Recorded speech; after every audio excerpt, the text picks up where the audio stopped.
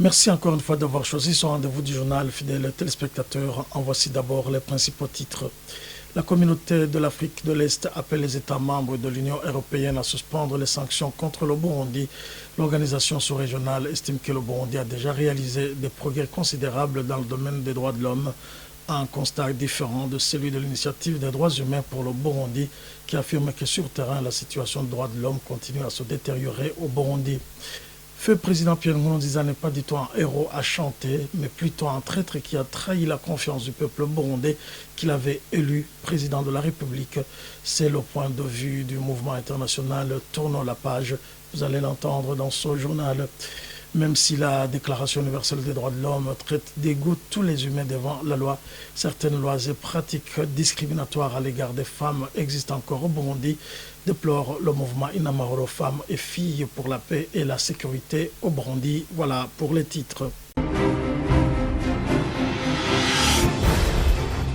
Le secrétaire général de la communauté de l'Afrique de l'Est appelle les États membres de l'Union européenne à lever les sanctions contre le Burundi. Dr Pita Matuki s'exprimait lors d'une discussion avec la délégation de l'Union européenne en Tanzanie sur la manière d'améliorer le soutien de l'Union européenne au processus d'intégration en Afrique de l'Est, notant ainsi que le Burundi avait ouvert une nouvelle page et était prêt à aller de l'avant. Selon Karina Tarstakian, chercheuse au sein de l'initiative pour les droits humains au Burundi, l'Union européenne ne devrait pas tomber dans le piège des discours des autorités burundaises, car la réalité est tout autre sur terrain. Pour elle, il s'observe toujours de sévères restrictions sur la liberté d'expression. Pour moi, ce n'est pas une question de moment, hein. L'Union européenne ne peut pas simplement décider de lever ces mesures sans avoir analysé la situation d'une manière objective et sans qu'il y ait des améliorations concrètes. Le président Évariste Ndayishimiye est certainement plus ouvert que son prédécesseur. Et dans ses discours, il souligne souvent l'importance qu'il attache à la démocratie, à la justice, etc. Mais il faut faire la différence entre les discours et la réalité qui n'y correspond pas forcément. Il ne faut pas se faire d'illusions car les problèmes fondamentaux n'ont toujours pas été résolus au Burundi. Et il y a toujours de sévères restrictions sur la liberté d'expression.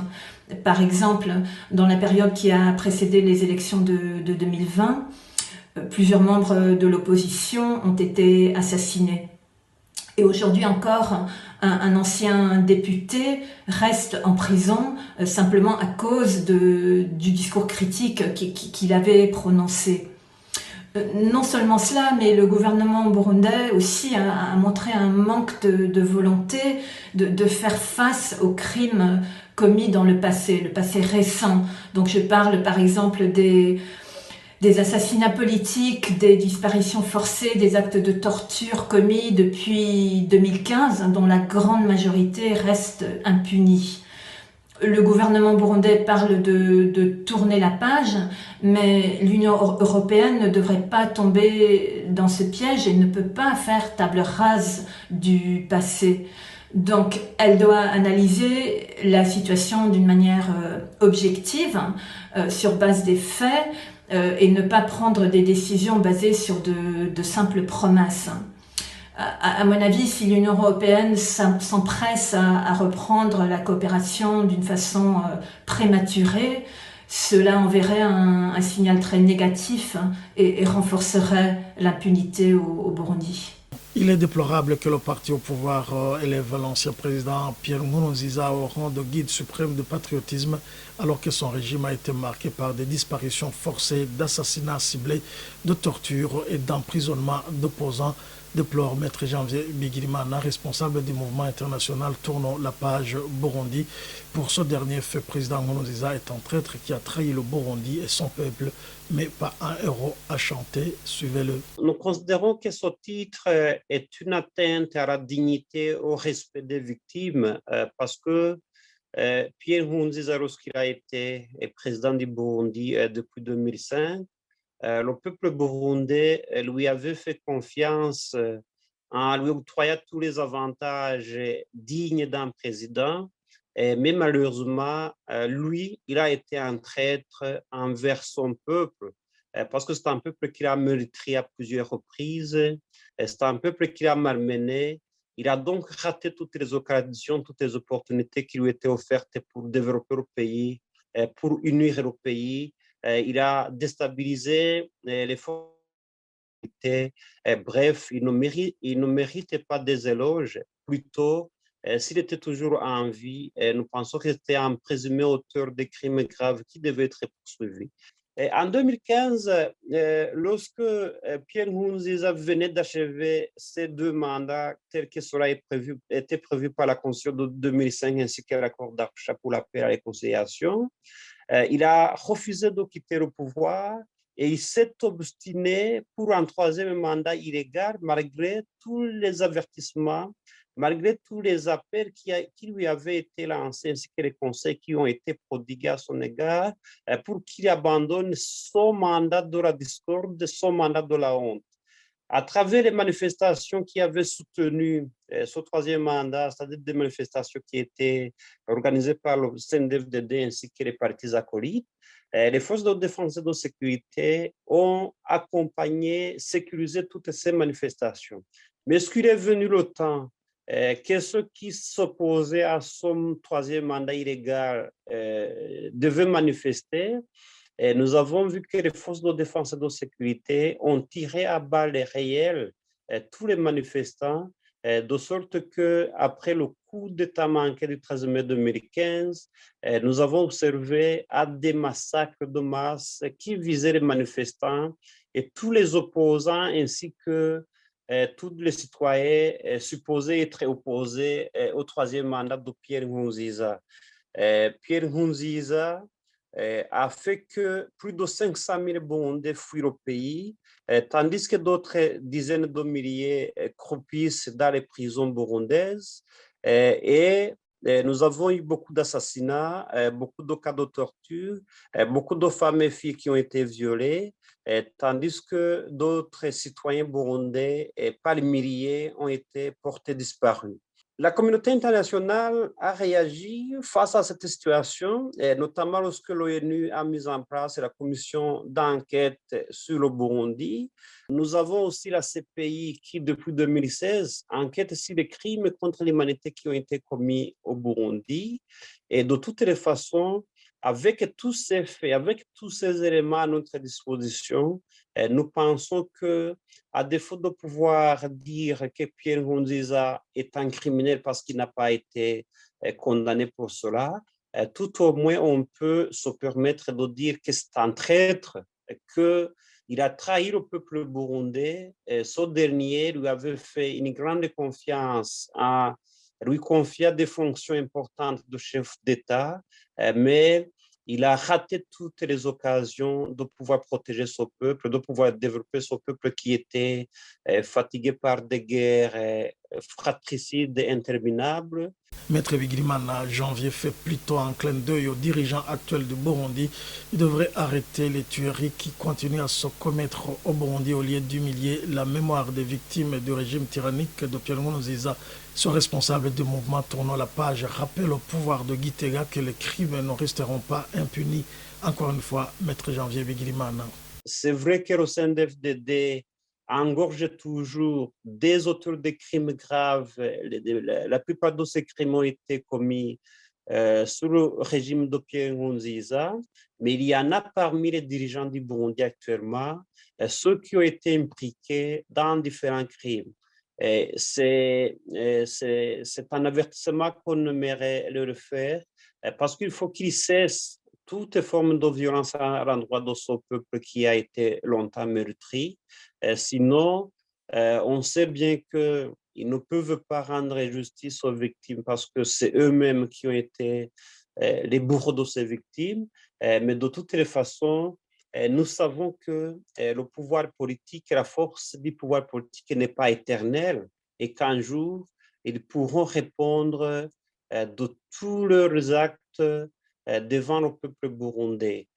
Nous pensons que, à défaut de pouvoir rendre justice, le minimum, c'est de pouvoir respecter la mémoire des victimes, c'est d'accepter que les victimes méritent une dignité plutôt que de reconnaître une certaine dignité, un certain honneur aux auteurs de ces crimes. C'est pourquoi, en fin de compte, nous considérons, nous concluons en disant que Pierre Nkurunziza fut un traître et non un héros à chanter. Pierre Nkurunziza n'a rien fait pour réconcilier le peuple burundais. Charles Nditije, président du parti prenant de l'opposition, précise plutôt que l'ancien président a divisé son peuple à travers la violation des accords d'Arusha. Ces accords étaient de nature à rassurer tous les Burundais. Suivez Charles Nditije. Pas du tout, pas du tout. C'est plutôt le contraire. Et j'en veux pour preuve que depuis son accession au pouvoir en 2005, M. Nkurunziza, Pierre et son parti CNDD-FDD n'ont jamais cru à l'accord d'Arusha pour la paix et la réconciliation. Ils ont plutôt cherché depuis le début à se débarrasser de cet accord historique qui avait pu réconcilier le peuple burundais, qui avait pu stabiliser le pays pendant plus d'une décennie. Et les preuves de cette volonté de se débarrasser et même d'enterrer définitivement l'accord d'Arusha sont multiples.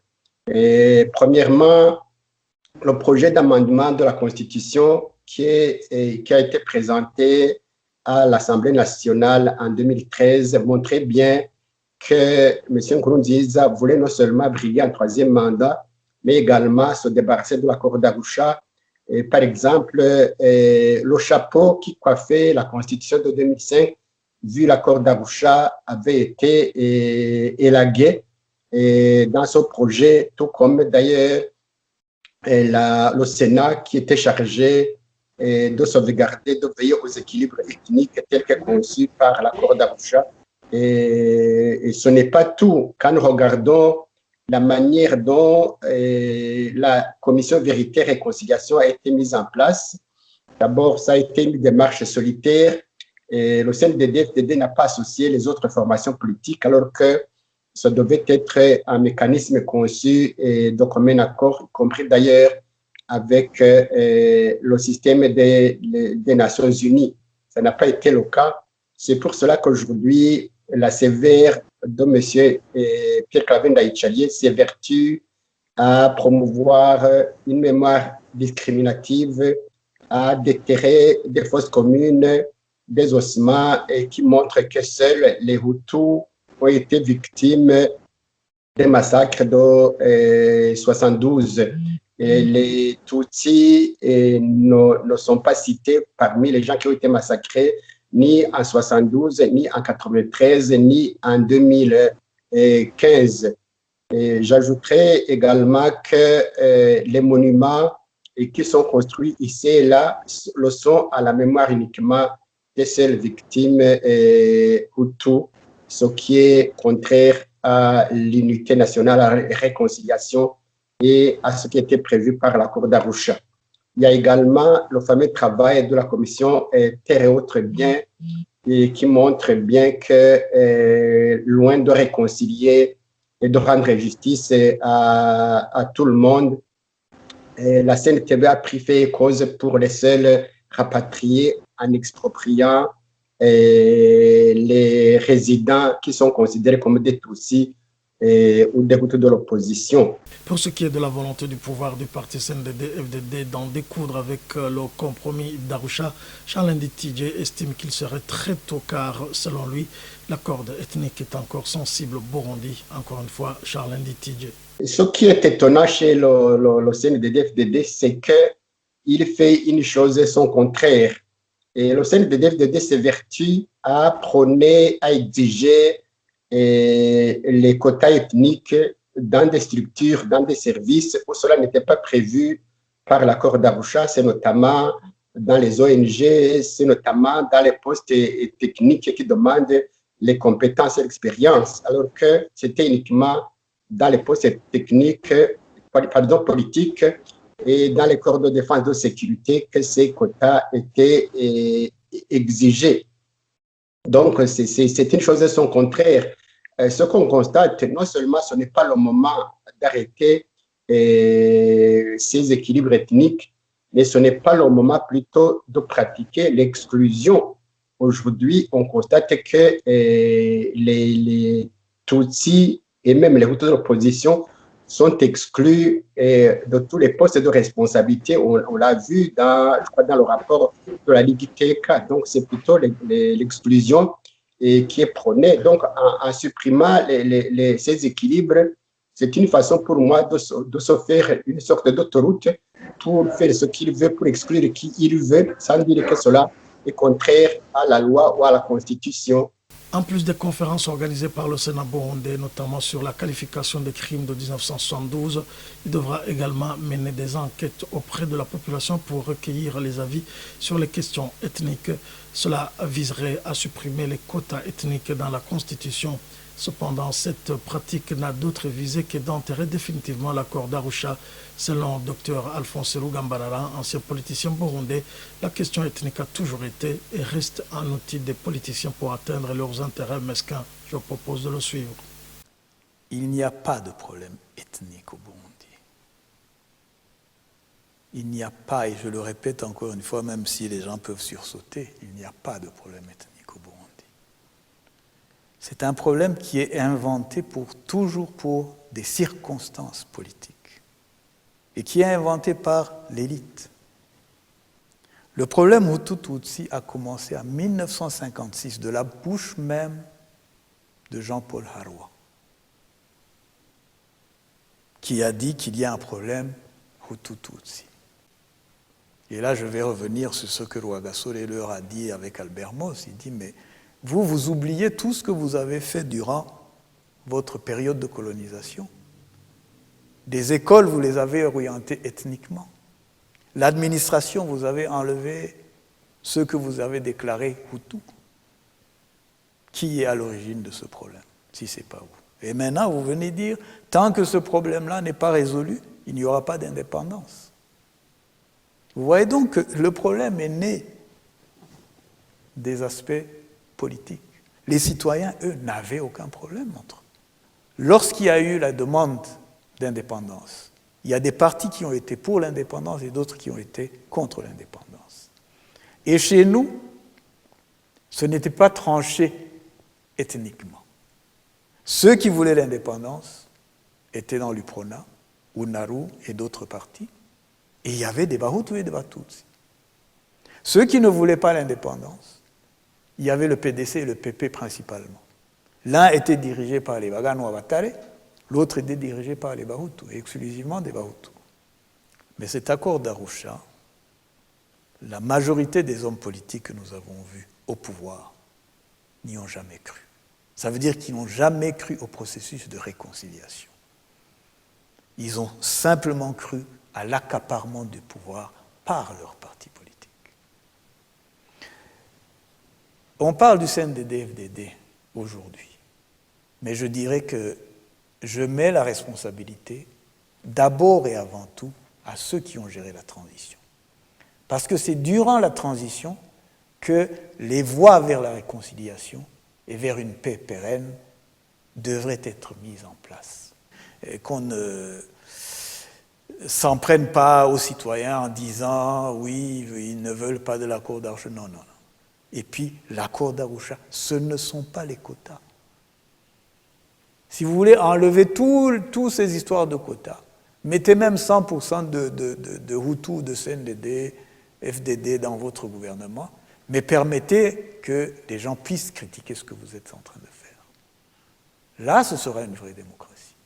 Permettez-les qu'ils vous critiquent sans que vous les foutiez en prison. Que le CNDD soit franc avec le peuple. Si vous voulez enlever ces histoires de quotas, c'est pour vos propres intérêts et pas pour les intérêts du peuple. Le surendettement du Burundi est un signe qui montre à suffisance que le pays se trouve dans un gouffre financier. C'est l'analyse de Frédéric Mamvogigno-Vila, ancien vice-président du Burundi. Il ajoute que pire encore, ces crédits contractés par le Burundi ne sont pas rationnellement utilisés pour l'intérêt de la population. Je vous prie de le suivre. Un État, pour que ça puisse bien fonctionner, a besoin de l'argent pour faire fonctionner les services qui doivent être rendus aux citoyens. Cet argent vient d'où? Cet argent vient des activités des populations. ça veut dire qu'il y a des petites entreprises qui sont réparties au niveau du territoire, et ces petites entreprises permettent à la population de générer de l'argent. Et ces entreprises payent les impôts, ces entreprises payent les taxes, et par là, l'argent entre au gouvernement, entre dans les caisses de l'État. Et l'autre partie vient de l'extérieur. En fait, l'extérieur, sous forme de dette, sous forme de dons, il y a de l'argent qui provient de là. Et cet argent vient compléter cet argent qui provient de l'intérieur. Maintenant, la question qui se pose au Burundi, au niveau intérieur, il n'y a pas de production réelle parce que la population a traversé beaucoup de crises et visiblement le gouvernement, depuis 2005, n'est pas en train d'organiser la population pour qu'elle puisse être capable de générer des revenus. Ça, c'est le premier problème de fond. Et même les entreprises publiques, elles sont pompées par le gouvernement pour que le gouvernement puisse payer ici par là ce qu'il doit payer comme salaire. Et dans ces conditions, il enregistre justement des dettes intérieures. Aujourd'hui, d'après le spécialiste, il a été dit que nous accusons 3 700 000 milliards de francs. C'est ça. Du côté intérieur, nous accusons une dette de 1 000 milliards de francs. Et au niveau extérieur, c'est 2 700 000 milliards de francs. Maintenant, vous avez dit que pour que nous puissions payer toute cette dette-là, il faut absolument que chaque citoyen comptabilise 300 000 pour pouvoir payer cette dette-là. Il est impossible que nous puissions payer cette dette-là parce qu'aujourd'hui, la moyenne, le revenu moyen, c'est peut-être 50 000, peut-être 20 000, on ne sait pas. Il faut bien calculer, mais nous ne sommes pas capables de payer cette dette. Cela signifie que le gouvernement du Burundi n'est pas capable de payer les fonctionnaires de l'État convenablement. Et quand vous avez beaucoup de dettes que vous ne pouvez pas payer, ou partiellement, ou intégralement, et que vous êtes forcé à payer les fonctionnaires, voilà ce qu'on appelle la faillite de l'État. Nous sommes en train d'évoluer vers la faillite de l'État burundais. Dans la chronique Droits de la femme, aujourd'hui, le mouvement Inamahoro Femmes et Filles pour la paix et la sécurité au Burundi nous montre la pertinence de traiter spécifiquement les droits de la femme. La Déclaration universelle des droits humains réclame l'exigence, le respect et la dignité de tout être humain. Marie-Louise Badichako, présidente du mouvement Inamahoro, indique que cela n'est pas du tout le cas au Burundi, car certaines lois et pratiques favorisent la non-jouissance par les femmes de leurs droits, pourtant proclamés universels. Suivez. Le mouvement Inamahoro, Femmes et Filles pour la paix et la sécurité, continue avec la chronique des droits de la femme pour parler de la pertinence de traiter spécifiquement des droits de la femme lorsque plus d'un pense que cette singularisation n'est pas nécessaire depuis que la Déclaration universelle des droits de l'homme a consacré l'universalité des droits humains. La valeur universelle des droits humains implique en effet un droit et une reconnaissance réciproque pour les individus, tandis qu'elle impose aux États et aux autres acteurs une obligation universelle de protection dans la mesure où ces droits incarnent l'exigence du respect de la dignité de tout être humain. Force est cependant de constater que chez nous, comme dans d'autres sociétés, les droits des femmes sont loin d'être intégrés dans cette universalité. Les rôles sociaux, les stéréotypes, les positions sociales et autres pratiques discriminatoires découlant des normes culturelles, des relations de pouvoir, de l'influence de la religion et bien d'autres sont autant de causes et de justifications de la non-jouissance par les femmes de tous leurs droits humains pourtant proclamés universels. Nous relèverons ce défi le jour où les États et les autres acteurs les hommes et les femmes renonceront aux lois et pratiques discriminatoires et développeront ensemble des stratégies leur assurant à égalité, en leur qualité d'être humain, la jouissance de tous les droits. Cette chronique procède de la volonté du mouvement Inamahoro de rallier à cette cause tous ceux qui croient et voudraient que les femmes jouissent de tous les droits reconnus à tout être humain parce qu'elles partagent cet attribut et cette dignité avec leurs frères. Merci. Le jeudi 10 juin 2021, le président de la France, Emmanuel Macron, a annoncé la fin de l'opération Barkhane de l'engagement militaire français au Sahel. Les modalités pratiques de son retrait et le calendrier seront précisés dans les jours à venir. L'opération Barkhane avait été lancée en août 2014 et avait succédé à l'opération Serval déclenchée en janvier 2013 pour contrer l'offensive des groupes djihadistes. Selon Emmanuel Macron, elle sera remplacée par une opération d'appui, de soutien, de coopération aux armées des pays de la région du Sahel qui le souhaitent et qui s'inscriront dans une alliance internationale de lutte contre le terrorisme au Sahel. Eh bien, fidèles téléspectateurs, c'est ici que nous bouclons ce journal. Nous vous disons merci de nous avoir suivis. Au revoir.